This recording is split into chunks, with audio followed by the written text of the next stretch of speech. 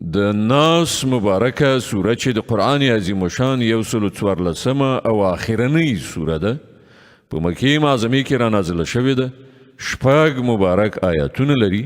تلاوت او پښتو ترجمه یې له لومړي آیت څخه اورئ. بسم الله الرحمن الرحیم.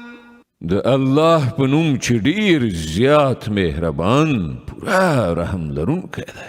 قل اعوذ برب الناس ملك الناس اله الناس من شر الوسواس الخناس الذي يوسوس في صدور الناس من الجنة والناس.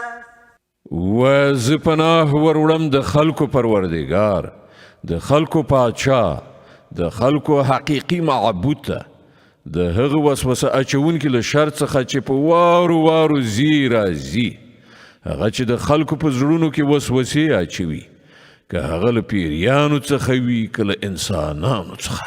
صدق الله العظیم. الله ستر رښتیا ویونکی دی. صدق الله العظیم. الله ستر رښتیا ویونکی دی.